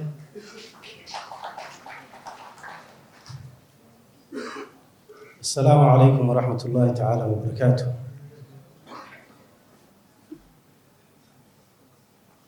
وزيرك وزارة الديجانكا يسبدل كعبلة الجمهورية الصومالية وزير كحجانك وزارة ورفافنتا دوميها هيدا شقالها الدولة دوميها هيدا أباب الكساركا وزير كحجانك وزارة وحبر الشرية الساينس كجمهورية الصومالية هذا النبي صديري أجسمه جود wasaaradda ganacsiga u warwareegayo waa DG-ga ugu warwareegista badan marka kolba meeshaad ku ogeyd sanad maahe oo meesha kale weeye cafwan agaasimaha guud ee wasaaradda ganacsiga iyo dalxiiska xildhibaan hore xaamud oo runtii culimana ah maxamed isxal sheekh nuur dhammaan marti sharafta halka fadhida cali guuleed oo isna halkan iga muuqda aqoon-yahan xasan cabdi madar marti sharafta qoyskii marxuumka oo caawa ilaahay munaasabadan uu soo gaarsiiyey xaaskiisii iyo afartiisii habloodba iyo wiilasha iyo gabdhaha jamhuuriyadda somalilan ee munaasabadan caawa soo camiray mar labaad assalaamu calaykum waraxmatullaahi tacaala wabarakaatu kolley waa taariikh facwey oo intayna aan soo gaadhayna looga baahan yahay inay waxa weeye ku daydaan khaasatan saxaafadda mar kastana anigu waan sheegaa waxaan idhahdaa war ninka ilaahay axmed siciid ciga soo gaadhsiiyo nasiib badan baad leedahay 20kii sane u dambeysay jamhuuriyadda somalilandna 31 sane jirto waxa uu ka mid ahaa dadka loogu kalsoonida badan yahay waxaa soo maray somaliland 5 madaxweyne 4 ka mid ah uu waraystay jamhuuriya waan xasuustaa faysal cali sheekh bamaanti nagala jooga dad badan oo runtii warbaahintu inay ku dayata ay tahay ayaa maanta ilaahay nasiib u soo gaarsiiyay in documentary-gan iyo taariikhdan marxuumka ay maanta soo gaadhaan habeen jimcaynu joognaa bishii nabigeenu dhashaynu joognaa nabigeennina aynu ku sallino ilaahay marxuumka allah u naxariisto dembigiisana allaha dhaafo جنة الفردوس الأعلى الله جي إلهي سبحانه وتعالى وناجى أنت نولاي كشكتي الله أكبر السلام الله عليكم ورحمة الله وبركاته. عبد الناصر أبو معتني هاي سوريا تواصل نقطنا حنويا يا عضي كان عصده دت كان عاد وقول حجرة وسما فلا اسكو حريهين وعضي علي عمر حسن guuleed oo aan leeyahay calam soo dhawow maadaama odayaashiina inagala joogo isagu ganacsadina inagala joogo inuu kelmadda siino بسم الله الرحمن الرحيم السلام عليكم ورحمة الله وبركاته مدحضة فردة وسي شكري ayuun baan u marinayaa inta xukuumadda ah waayo ma kala garanaya ragga meesha fadhiya kaa shukri ayaa caawa hogaaminaysa odayaasha haweenka iyo dhallinyarada xuska habeenkan oktoobar ay tahay 20 cismaana 20 mootanaa ilaahay naxariis janaasa cismaan waxaa lagu tegay Qaahira أنا سعودي كنت لي 63 أسمعوها جيد وها سمفر وها نسنس هيومر له وها نين أمتا خير بدن أقبتي الصومالية أسمعوها يا الله likable person ندت كل شيء إلهي الحديث جناسي هبلو ذاك يمادين شعركي وسط مال مرين لو ليش جوجا تصونك عقول وحنسي اسكبور هو حبلدا اسمعنا كمان إلهي بقى محبة إذا عدى وعن حصة يا عاو السيد أحمد قاهرة مركز لقى حضنا أو أنفذه إنه هنيكي الجهري إذا عدا مصر كامل كان تمضي معه قاهرة واحد النجد شوفي رج يدوم قيمة بدن وأهرام توكلا واحد شوفي سيد أحمد كا واحد شوفي للصفيرة وكينيا فديه ونك أكار ليلا ولا لين أو نياب لها هبين حفلتك مصر أنتوا اسمكان واحد شوقي حسن بيه واحد شوقي عبد الله كونغو واحد شوقي محمد السحال واحد شوقي سكيرسي هبل لا شوقي مركان قاهرة مركان حسوستو قاهرة ضدك دور كان لي أهرام كلها بدن وكله وأصور شقيسي أمتي صومالية تنن مانتاين ودن سومالي لنا قيد هلقنكي يقحوتي يدباتي دعدي قيدتو ذكرقاتي أنا قول ليقو بتصدو اسمع يعني لا يرجيني إن النحرستي جلسيو هو عاشا يأفر تعبلون اسمان دلينا إن إلهي بركيو ومدينة أو قلنك أيام شقيلينا هذا مركان هبلها أركيوها ياهو قالية هالايتي أحمد يوسف مفديها أحمد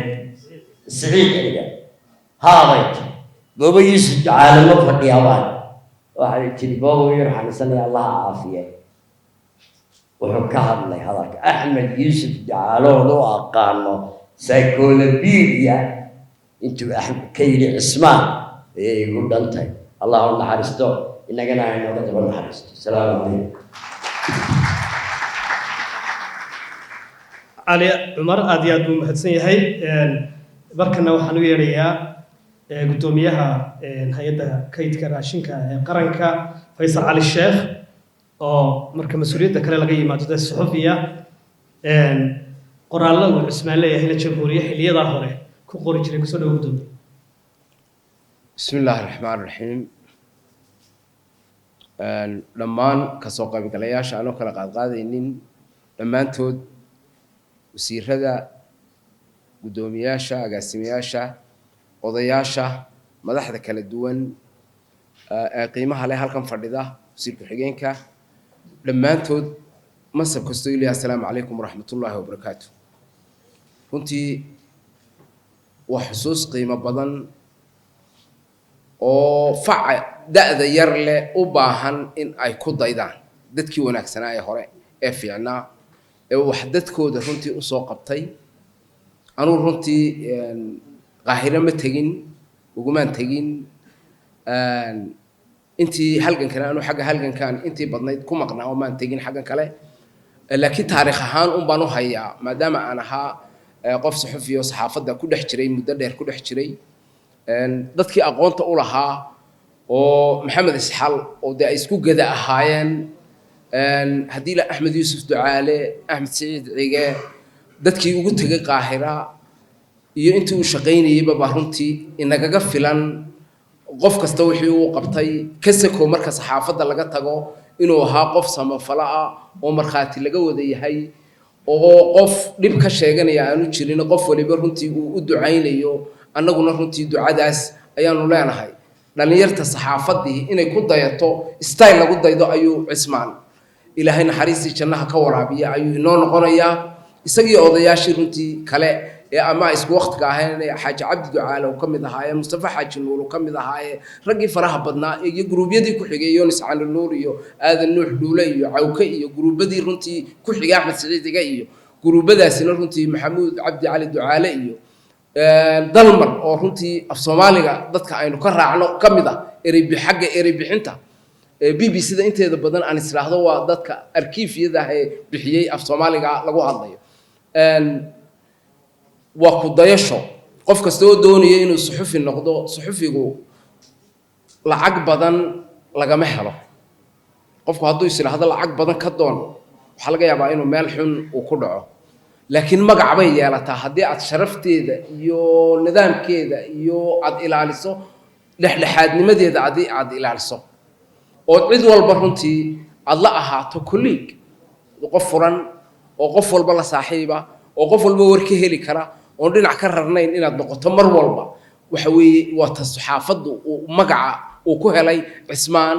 oo dee taariikh dheer oo 40 sano muddo ka badan runtii ka soo shaqaynayay sawtul carab oo runtii ka horreysay sidaa ay sheegayaan taariikhdu ay sheegaysa axmed iyo ay sheegayaan kaba horreysayba BBC-da oo Soomaalidan iyo dagaaladan Itoobiya iyo waxyaabo fara badan oo dee siyaasiyan mar dambe aynu faahnay runtii waxyaabihii ina geliyay xakiimkii iyo haddii ilaahay badankeeda ku leeyahay Jamaal Cabdinaasir ninkii la ilaa reer miyigeena runtii ku heesay oo la xusuusay u gaadhay macnihii saameynaha ay lahayd bay kamid ahayd idaacadaasi iyo waqtiyadaasi marka aad iyo aad baan runtii duca inala gudboon inaynu u ducayno marxuumka hablaha runtii uu dhalay oo ah habla aad iyo aad u qiimo badan oo qaarkeed annagu wada shaqayn toos ah aanu leenahay raxma iyo group kamid ah ilaahay idinkii sidaa uu samafalo oo ahaaba iyaguna samafalayaal ay u yihiin ubadkooda iyo iyaguna runtii ay khayr u qabaan isagana waajibkayna saaran waxa weeye inaynu u ducayno in ilaahay jannadii firdawso u geeyo oo qabriga u nuuro oo xusuustaa wanaagsan iyo waxa faraha badan ee markhaatiga maanta ummadaas oo dhami ay uga tahay inuu ahaa qof wanaagsan oo ummadda haddii ilaahay badankeeda ku leeyahay wax fara badan u soo qabtay inaynu ugu ducayno aad iyo aad baa mahadsantihiin wassalaamu calaykum waraxmatullaahi wabarakaatu gudoomiye faysal cali sheekh aad buu mahadsan yahay markana waxaan u yeedhayaa gudoomiyaha hay-adda shaqaalaha dowladda khaalid jaamac qodax ee kusoo dhawo gudoomiye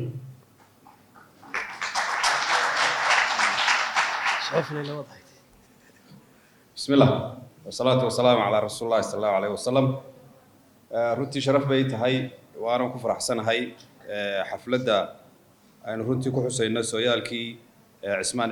cilmi xirsi cismaan laangare inaan ka soo qayb galo waxaana runtii ugu ducaynaynaa inuu ilaahay jannatu firdawsa uu geeyo awlaadda uu ka tegaya saalixaana runtii abaalka iyo wanaagga iyo runtii horumarka ay sheegeen inuu iyagana ilaahay miisaanka xasanaadka ugu daro runtii Soomaalidu way maahmaahday waxay tiri waarimay sida waraaka hadho marka cismaan runtii war weyn baa ka hadhay waxaanu runtii aynu aaminsanahay intii laga sheegay ee documentary-ga ay ka daawanay iyo intii dadkii soo gaadhay runtii ay ka sheegeen inaynu ugu filan tahay inaynu ku cibro qaadano oo runtii awlaadeena aynu ku noqono waqti gelino tacab badan gelino sidii runtii mustaqbalka waarimayna runtii ay noo xusaan marka iyagana runtii waxaan rajaynayaa in wanaagga ay ka sheegeen inuu ilaahay ugu naxariisto duca ayuu runtii mudan yahay anigu jaanis umaan helin waqtina umaan helin laakiin waxaan waqti u helay oo wax la bartay hablaha maabtiga nahay ee u dhalay oo runtii aan ku kalsoonahay wanaagga ay sheegayeen aabahooda ay ka sheegayeen in ka badan iyo intaa kale mujtamacuba ay ka sheegeen in ka badan oo runtii uu mudan yahay waan u ducaynayaa iyagana in miisaanka xasanaadka ugu daro cismaanna runtii waxaynu ku xasuusanaynaa in suxufiyiinta maanta jooga ay u noqon karo role model waayo waxaa laga yaabaa suxufiyiinta maanta dadku way ka yaacaan ma jecla laakiin suxufiyiinteennii hore dadku runtii wax badan bay ka barteen warka ay tabinayeen oo keliya ta maaha laakiin waxay ka baran jireen af soomaaliga waxay ka baran jireen xikmadaha waxay ka badan jireen sooyaalkii soomaalidu ay lahayd laakiin waxaa su-aal leh kuwa maanta jooga in laga baranayo wax kale wasalaamu calaykum waraxmatullahi wabarakaatu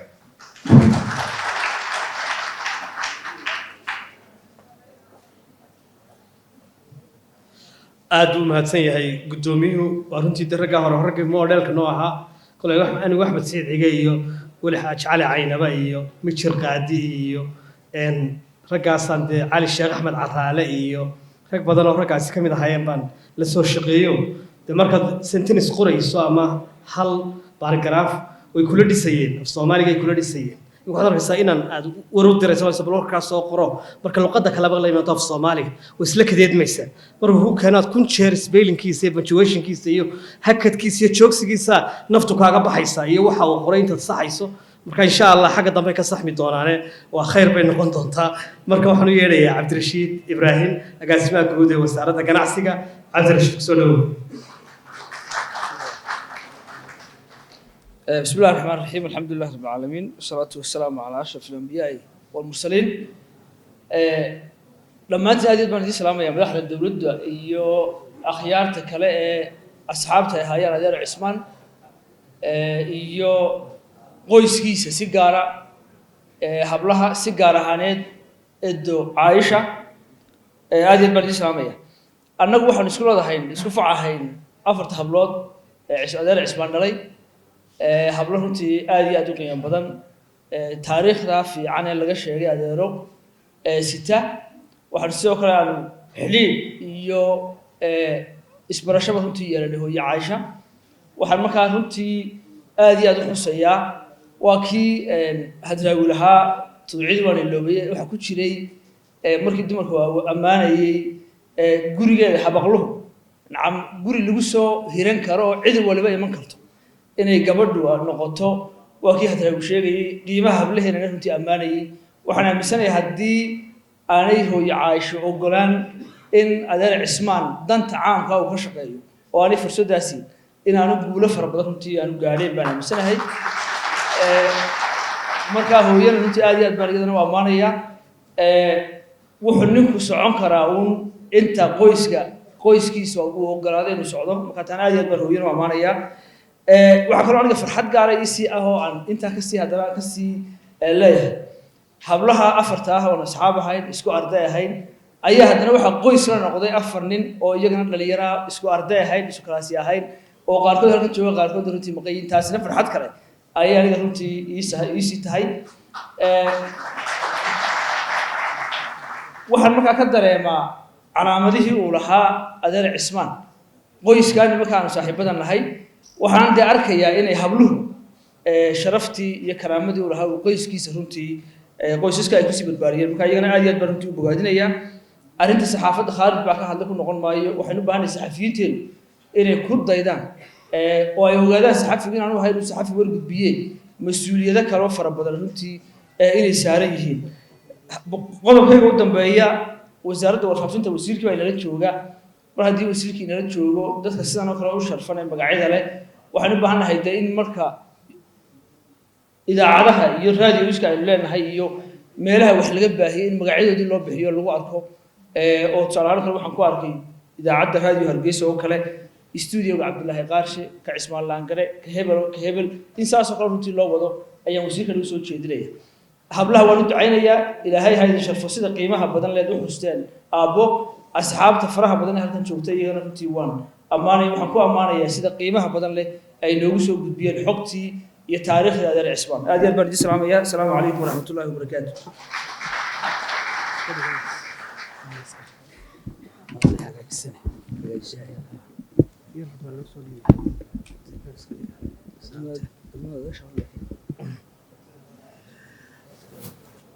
ومحسن اسماء جود عبد الرشيد إبراهيم markana waxaan u yeelayaa wasiir ku-xigeenka wasaaradda waxbarashada iyo sayniska ee jamhuuriyadda Somaliland mudane Cabdixakiin Siciid Ustaale soo dhawow.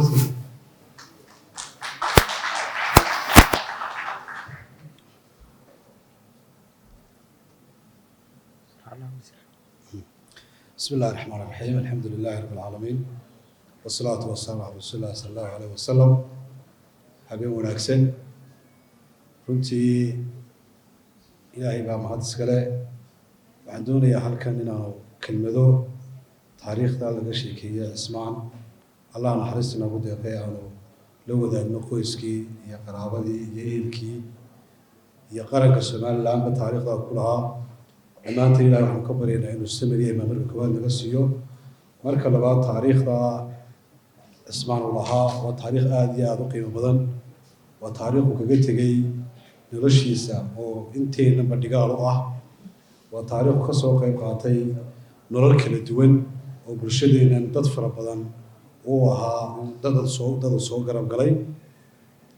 marka laga hadlayo barbaarintiisii waxbarasho taariikhdu sida qorayso aynu ku hayno bahda waxbarashada ee wasaaradda wuxuu ka bilaabay dugsiga Sheekh Baraawe markii dambe wuxuu tegay Masar wariyuu ka noqday suxufiya markii dambe laanta afka Soomaaliga ee Qaahira ayuu ka ahaa madax ka ahaa sidoo kale wuxuu ahaa samafale adeega ah oo ardayda reer Somaliland ama dadka afka Soomaaliga ku hadalkaasi jooga wuxuu ahaa qof u shaqeeya adeego ahaa wuxuu kaloo qayb ka soo qaatay taariikhdii halganka jamhuuriyadda Soomaaliya loo soo maray oo qayb ka soo qaatay isagoo ardaydeena halka joogtay oo ahaa garab halgankana qayb ka soo qaatay abaabulkiisii ilaahay waxaan ka barinaynaa dhammaanteen Soomaaliya naga siiyo qoyska iyo ehelkana waxaa taariikh ugu filan samafalka wanaagsan oo dunida kaga tegay saxaafaduna oo ka ahaa dadka lagu daydo ee taariikhda weyn ku lahaa aad u mahadsantihiin assalaamu calaykum waraxmatullahi wabarakaatuh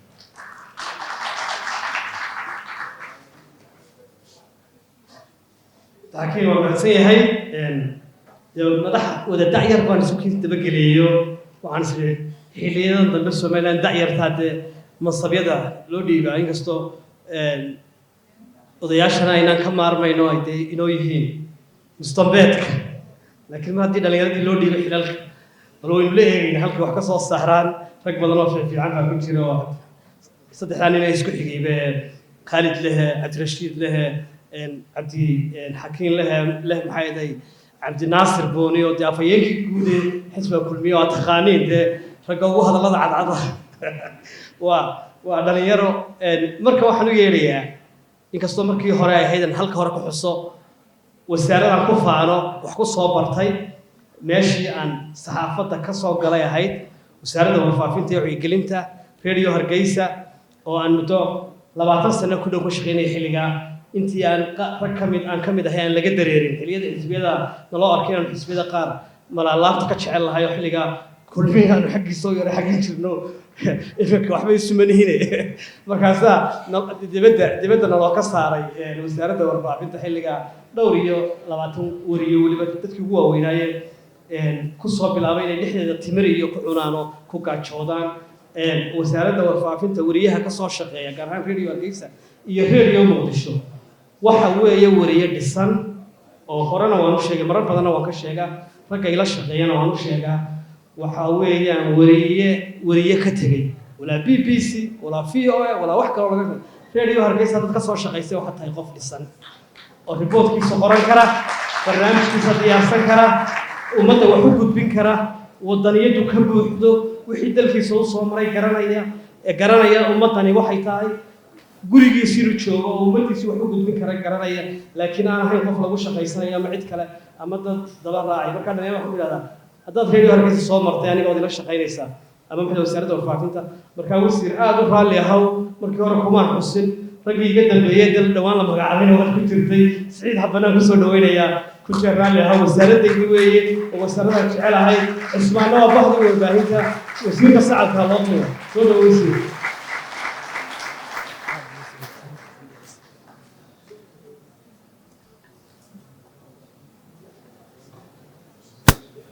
بسم الله الرحمن الرحيم مدنياش wasiirada iyo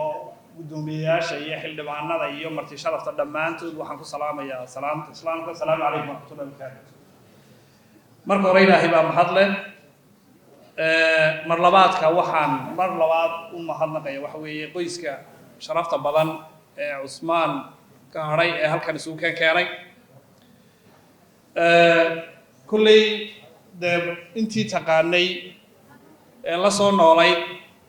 ee nolosha la qaybsatay baa halkan maxaan ku raday wanaagiisii ka sheegtay Cusmaan annagu waxaan u baahannahay inaanu darsi ka qaadano oo in aan halkan inta halkan fadhida inta ugu badan oo aanuba weynahay xilligaa 2000 uu dhintay waa xilligaa digriigii koowaad bilaabay arrinta digriigii koowaad ee jaamacadda Camud xilligaan bilaabay weeye in halkan fadhidaana waxa weeye intaasay ka dambeysay waxaan u baahanahay markaa inaynu darsi ka qaadano si kooban waxaan u leeyahay marka koowaad ilaahay ha u naxariisto qabriga ha u nuuro jannatul firdaws ala ilaahay ha geeyo qoyskiisa wanaagsan ee ka hadhay isagu maanta waxa weeye anfac buu u leeyahay iyaguna anfac bay u leeyahay anfac buu leeyahay quraanka waxa ku taala wa kaana abuhuma saalihan raxma iyo hablaha kale marka la arko ee la yiraahdo waa in Cusmaan Laangare dad badan baa ku karaameynaya ku sharfaya ku soo dhaweynaya iyaguna waxa weeye waxay u leeyihiin wanaag iyo ihsaan oo xadiiskii nabiga kaleey salaatu wasalaam halkan laga sheegay waxa weeye sadaqaadka ama ajarada qofku markuu dhinto u socdo waxa kamid ah waladun saalix yad'u lahu idina imigaba waa arkaynaaye in aad ducada iyo sadaqada iyo aad u wadaan baan idina maxaan ku raday aad ku anfacaysaan aabihiin oo insha Allah hadii la yiraahdo oo ducaynayna dhammaantiin inteena kale oo daayar waliba u badan waa marka koobaad waan u ducaynaynaa marka labaadna waxaan u baahanahay inaynu dadka wanaagsan taariikhdooda kow si caam ah inuu uga baranno wanaag ay lahaayeen khuluqa wanaagsan ihsaankooga dad la dhaqankooga iyo wanaagga lagu sheegay ay lahaayeen laba inta mihnada saxaafadda ku jirta qof kastaaba waxa weeye mihnada uu galo waa inuu mihnadaasi si ay u horumarto u yeeshaa cid u role model Cusmaan iyo inta kale ee la midka ah ee halkan Axmed Saciid Cige nagala fadhiyaan mihnada saxaafadda role model wanaagsan bay u yihiin ina ku dayataana waa loo baahan yahay xaafadii rasmiga ahayd ay ka barayeen runtii ay wax ka bartaan dadkii hore iyo dadka maanta jooga ee cilmiga ku duubayay bayna wax ka bartaan hablahana waxaan leeyahay xaajeedaba ilaahay idinkana meel khayr qabto waan u ducaynaynaa hadduu habla ducaysan waana u sii ducaynayna waxaana runtii leeyahay raxmaan aad wada shaqaynay qof binaadam weeye inan leeyahay maasha Allah tabaaraka Allah waana iyadana caawa waxaan leeyahay iyo reer qaba intayda halkaa joogtaana waan ducaynaynaa aabbana waan u ducaynay ilaahay waxaan ka rajaynaynaa idinkuna ubadkiinu inaba khayr qaba ay noqdaan waxaan kusoo gabagabaynayaa oo aan kaga tegayaa had iyo jeer aanay raxma waxaan igala shaqaysaa wasaaradda kala shaqaysaa deegaanka waxaana nagala shaqaysaa waxa ugu qiimaha badan ee ah sidii aafada dhuxusha loo joojiyo iyo sidii dhirta loo beero iyo sidii dhirta loo daryeelo anigu caawa halkan safiirbaan aniga qudhaydu ka ahay marka dee raxma fariintaa ay iyaduna igala shaqayso ila xoojiya haddii aan la yidhaahdo insha Allah bismillaahi kariim aad baa